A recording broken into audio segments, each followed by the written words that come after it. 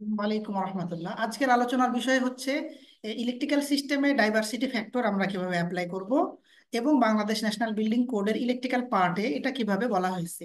আমরা ক্যালকুলেশন এবং এক্সাম্পল দেখব, রেফারেন্স জানবো। চলুন দেখা যাক বাংলাদেশ ন্যাশনাল বিল্ডিং কোডে কি বলা হয়েছে। বাংলাদেশ ন্যাশনাল বিল্ডিং কোডে অ্যাপেন্ডিক্স এ তে ডাইভার্সিটি ফ্যাক্টরের উপরে এটা লম্বা আলোচনা করা আছে যে কোন স্টেজে কি কি কিভাবে ডাইভার্সিটি ফ্যাক্টর অ্যাপ্লাই করতে হবে। এখন ডাইভার্সিটি বিষয়টা একটু সংক্ষেপে বলি যে কেন ডাইভার্সিটি ফ্যাক্টর অ্যাপ্লাই করি আমরা। সেটা হচ্ছে যে ধরে নিন আপনার রুমে বা আমার রুমে তিনটা লাইটের সংযোগ আছে বা লাইট লাগানো আছে, দুইটা ফ্যানের সংযোগ দেওয়া আছে, দুইটা পাওয়ার সকেট আছে, ওয়াশরুমে একটা গিজার আছে, ওয়াশরুমে একটা এক্সস্ট ফ্যান আছে, একটা মিরর লাইট আছে। এখন আমি যদি আমার রুমে যখন এস্টিমেট করব লোড ক্যালকুলেশনের ক্ষেত্রে, তখন সবগুলোকে আমাকে যোগ করতে হয়, করে টোটাল পাওয়ারটাকে বের করতে হয় যে আমার আমার ফ্লোরে বা আমার ফ্ল্যাটের কতটুকু পাওয়ার। এভাবে পুরো বিল্ডিং এর ক্যালকুলেশন করতে হয়। কিন্তু আপনার রুমে কি সবসময় তিনটা লাইট একসাথে জ্বলে? আপনার রুমের দুইটা বা একাধিক ফ্যান থাকলে কি সবসময় একসাথে চলে? আপনার রুমের বা আমার রুমের যে পাওয়ার সকেট দুইটা আছে, এক একটা পাওয়ার সকেটের 1 কিলোওয়াট করে পাওয়ার, দুইটা পাওয়ার সকেট কি একসাথে কানেকশনে একসাথে ইউজ হয় নর্মালি? ওয়াশরুমের গিজারটা কি একসাথে একসাথে ব্যবহার হচ্ছে? হচ্ছে না। এর মানে হচ্ছে যেগুলো লোড কানেকশনে দেওয়া আছে, সংযোগ দেওয়া আছে, সেটা হচ্ছে কানেক্টেড লোড। আর যেই লোডগুলো ওই কানেকশনের মধ্যে থেকে সর্বোচ্চ ব্যবহার হয় এট এ টাইমে, নর্মালি আমরা একটা রুমে একটা লাইট জ্বালাই, খুব বেশি হলে প্রয়োজনে আলোর বেশি প্রয়োজন হলে দুইটা লাইট জ্বালাই, খুব কম সময় তিনটা লাইটের ব্যবহার হয় একসাথে। আবার ঠিক একইভাবে আপনার রুমে দুইটা পাওয়ার সকেট আছে, সকেটে আপনি কি সবসময় কাপড় ইস্ত্রি করতেছেন? আপনি কি সবসময় ওয়াটার হিটার দিয়ে পানি গরম করতেছেন? করতেছেন না। আপনার রুমে ওয়াশরুমের যে গিজার শীতকালে আপনি ব্যবহার করতেছেন, যখন শীতকালে গিজার ব্যবহার করতেছেন তখন আপনার রুমের হয়তো এসিটা বন্ধ আছে। তাহলে আপনি যদি কানেক্টেড লোড মানে যা লাগানো আছে সেইটার ভিত্তিতে ইলেকট্রিক্যাল সিস্টেম ডিজাইন করেন, তাহলে সিস্টেমটা ওভার ডিজাইন হয়ে যায়, অতিরিক্ত ডিজাইন হয়ে যায়, কস্টিং বেড়ে যায়, আননেসেসারি ডিজাইন, এটা প্রফেশনাল মান বজায় থাকে না।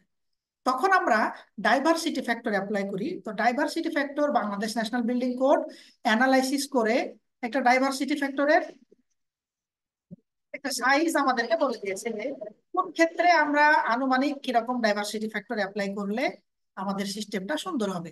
যেমন ডাইভার্সিটি ফ্যাক্টরের যে টেবিল অ্যাপেন্ডিক্স এ তে বলা আছে যে লাইটিং এর ক্ষেত্রে 66% নেবেন বাসা বাড়ির জন্য, স্মল শপ স্টোরেজ অফিস বিজনেসের জন্য 90%, স্মল হোটেল বা এই টাইপের জায়গার জন্য 75%।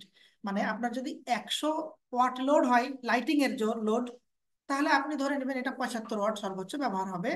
যদি হোটেল স্মল হোটেল হয়, দোকানের জন্য হয়তো ধরে নিতে পারেন 90% ইউজ হবে, বাসা বাড়ির জন্য 66% ইউজ হবে।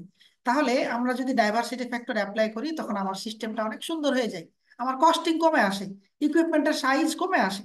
এক্সাম্পল দিই, ধরে নিন আমি যে বিল্ডিং এ থাকি সেই বিল্ডিং এর একটা ফ্লোরের লাইটের শুধু লোড গুলাকে যোগ করলাম, যোগ করার পরে এখানে আমি 500 ওয়াট লাইটের যোগফল পেলাম। কত পেলাম? 500 ওয়াট।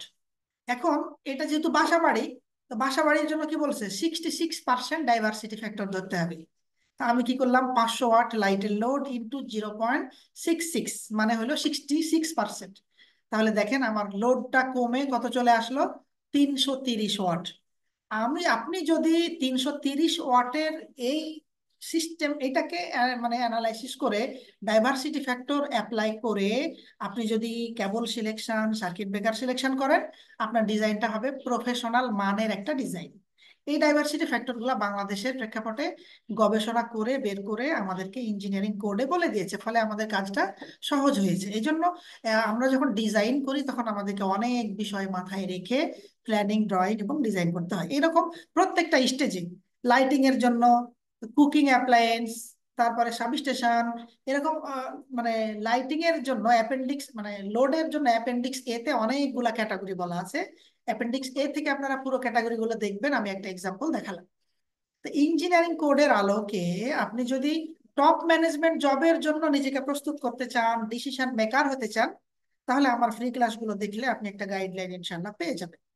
এবং কিভাবে আপনি টপ ম্যানেজমেন্ট জবের জন্য নিজেকে প্রস্তুত করবেন, এই এই রিলেটেড নিয়মিত আলোচনা পেতে আমাদের তাকওয়া লার্নিং ফেসবুক পেজটি ফলো দিয়ে রাখুন এবং আমাদের ইউটিউব চ্যানেল তাকওয়া লার্নিং সাবস্ক্রাইব করে রাখুন। আপডেট তথ্য পেয়ে যাবেন ইনশাআল্লাহ। ধন্যবাদ সবাইকে, আবার দেখা হবে পরবর্তী ভিডিওতে।